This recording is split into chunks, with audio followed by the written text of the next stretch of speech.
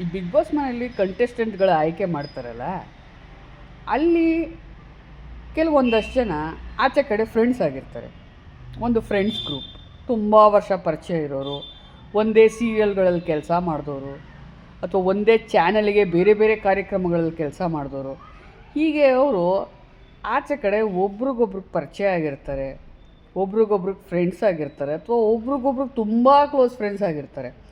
ಇವ್ರಿಗೆ ಅವ್ರ weakness, strengths ಎಲ್ಲ ಗೊತ್ತಿರುತ್ತೆ. ಅವ್ರು ಯಾವ ರೀತಿ ಮಾತಾಡ್ತಾರೆ, ಯಾವುದಕ್ಕೆ ಸಿಟ್ಟು ಬರುತ್ತೆ, ಯಾವುದಕ್ಕೆ ಟ್ರಿಗರ್ ಆಗ್ತಾರೆ, ಪ್ರತಿಯೊಂದು ಗೊತ್ತಿರುತ್ತೆ. ಮತ್ತು ಇವರು ಗ್ರೂಪು ಹೋದ ತಕ್ಷಣ ಮಾಡ್ಕೊಂಡ್ಬಿಡ್ತಾರೆ. ಇವ್ರಿಗೆ ಹೋದ ತಕ್ಷಣ ಅಲ್ಲಿ ಸಪೋರ್ಟ್ ಸಿಸ್ಟಮ್ ಇವ್ರ ಫ್ರೆಂಡೇ ಇರೋದ್ರಿಂದ, ಅಥವಾ ನನ್ನ ಫ್ರೆಂಡ್ಸೇ 3-4 ಜನ ಇರೋದ್ರಿಂದ ನನಗೇನು ಅನ್ಕಂಫರ್ಟಬಲ್ ಅನ್ಈಸಿ ಆಗೋಲ್ಲ. ನಾನು ನನ್ನ ಕಂಫರ್ಟ್ ಝೋನಲ್ಲೇ ಇರ್ತೀನಿ. ಇವರು ಗ್ರೂಪಾಗಿ ಆಟಾಡ್ತಾರೆ. ಒಬ್ರಿಗೊಬ್ರು ಬಿಟ್ಕೊಡಲ್ಲ, ಒಬ್ರನ್ನೊಬ್ರು ನಾಮಿನೇಟ್ ಮಾಡಲ್ಲ, ಒಬ್ರನ್ನೊಬ್ರು ಕಳಪೆ ಕೊಡಲ್ಲ. ಅವ್ರನ್ನ ಬಿಟ್ಟು ಅವ್ರು ಯಾರನ್ನ ಟಾರ್ಗೆಟ್ ಮಾಡ್ತಾರೆ? ಆಚೆ ಕಡೆಯಿಂದ ಬಂದವ್ರಿಗೆ.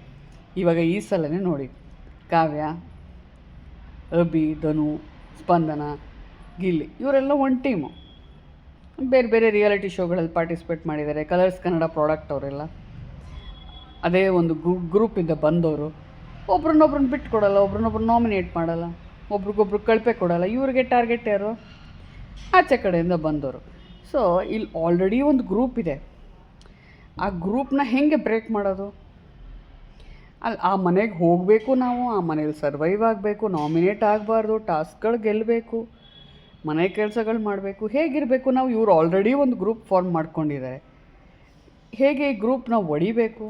ಕಷ್ಟ ಆಗಲ್ವಾ? ಅದು ಮಲ್ಲಮ್ಮ, ರಕ್ಷಿತಾ, ಮಾಡು, ಸೂರಜ್ ಅಂತ ಯಾರೋ ಆಚೆ ಕಡೆಯಿಂದ ಹೋದವ್ರಿಗೆ ಅಥವಾ ಬೇರೆ ಚಾನಲಿಂದ ಬಂದವ್ರಿಗೆ ಇದೊಂಥರ ಡಿಸ್ಅಡ್ವಾಂಟೇಜ್ ಥರ ಆಗಲ್ವ? ಆಲ್ರೆಡಿ ಇವ್ರಿಗೊಂದು ಸಪೋರ್ಟ್ ಸಿಸ್ಟಮ್ ಇದೆ. ಇವ್ರು ಒಬ್ರನ್ನೊಬ್ರನ್ನ ಬಿಟ್ಕೊಡಲ್ಲ. ಆದರೆ ಇವ್ರ ಟಾರ್ಗೆಟ್ ಯಾರು? ಆಚೆ ಕಡೆಯಿಂದ ಬಂದವರು, ಹೊಸಬ್ರು. ಪ್ರತಿ ಸಲ ನಾಮಿನೇಷನ್ ಅವರು, ಪ್ರತಿ ಸಲ ಕಳಪೆ ಕೊಡು ಇವರು ಕೊಡೋದು, ಪ್ರತಿ ಸಲ ಟಾರ್ಗೆಟ್ ಅವ್ರನ್ನೇ ಮಾಡೋದು.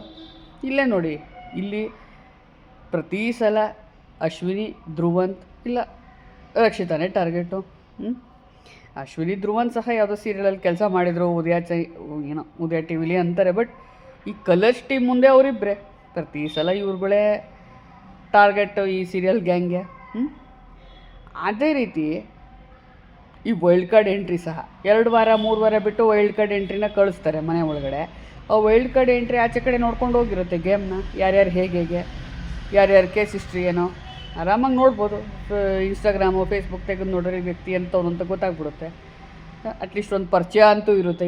ಇಂಥ ಕಂಟೆಸ್ಟೆಂಟು, ಇದು ಮುಖ ಪರಿಚಯ, ಇವನ್ ಬಿಹೇವಿಯರ್ ಇದು, ಇವನು ಹೀಗೆ, ಇವನು ಹಾಗೆ ಅಂತ. ಸೋಷಿಯಲ್ ಮೀಡ್ಯಾದಲ್ಲಿ ನೋಡಿರ್ತಾರೆ ಯಾರ ಪರವಾಗಿ ಏನು ಹವಾ ಇದೆ, ಯಾರನ್ನ ಟ್ರಿಗರ್ ಮಾಡಬೇಕು, ಯಾರ ಜೊತೆ ಸೇಫ್ ಝೋನಲ್ಲಿ ಆಟಾಡಬೇಕು, ಯಾರನ್ನ ನಾಮಿನೇಟ್ ಮಾಡಬೇಕು, ಪ್ಲ್ಯಾನ್ ಮಾಡ್ಕೊಂಡು ಹೋಗ್ತಾರೆ. ಅದ್ರ ಬದಲಿಗೆ ನನ್ನ ಕೇಳಿದ್ರೆ ವೈಲ್ಡ್ ಕಾರ್ಡ್ ಎಂಟ್ರಿನೂ ಸಹ ಒಂದು ಐಸೋಲೇಷನ್ ರೂಮಲ್ಲಿ ಹಾಕ್ಬೇಕು. ಅವ್ರದ್ದು ಫೋನ್ ಕಿತ್ಕೋಬೇಕು, ಅವರು ಟಿ ವಿಗೆ ಆ್ಯಕ್ಸಸ್ ಇರಬಾರ್ದು. 2 ವಾರ 3 ವಾರ ಅವರು ಒಂದು ರೂಮಲ್ಲಿ ಕಾಲ ಕಳಿಬೇಕು. ಈಗ ಸೀಕ್ರೆಟ್ ರೂಮಲ್ಲಿ ಕಾಲ ಕಳೆದಂಗೆ ಅವರು ಕಾಲ ಕಳಿಬೇಕು. ಫೋನ್ ಇಲ್ಲದೆ, ಟಿ ವಿ, ಬಿಗ್ ಬಾಸ್ ಮನೇಲಿ ಏನು ನಡೀತಾ ಇದೆ, ಯಾರು ಕಂಟೆಸ್ಟೆಂಟು, ಅವ್ರ ಬಿಹೇವಿಯರ್ ಏನು, ಆಚೆ ಕಡೆ PR, ಸೋಷಿಯಲ್ ಮೀಡಿಯಾ ಹವಾ ಏನೂ ಗೊತ್ತಾಗಬಾರ್ದು ವೈಲ್ಡ್ ಕಾರ್ಡ್ ಕಂಟೆಸ್ಟೆಂಟ್ಗೆ. ಆವಾಗ ವೈಲ್ಡ್ ಕಾರ್ಡ್ ಎಂಟ್ರಿಗೆ ಒಂದು ಬೆಲೆ ಇರುತ್ತೆ. ಎಲ್ಲ ಸೀರಿಯಲ್ನವ್ರು ಹಾಕ್ಬಿಡೋದು, ಅವರೊಂದು ಗ್ರೂಪ್ ಮಾಡ್ಕೊಂಡಿರ್ತಾರೆ, ಅದೇ ಚಾನಲಲ್ಲಿ ಕೆಲಸ ಮಾಡೋರು, ಆಚೆ ಕಡೆ ಬಂದವ್ರಿಗೆ ಡಿಸ್ಅಡ್ವಾಂಟೇಜು.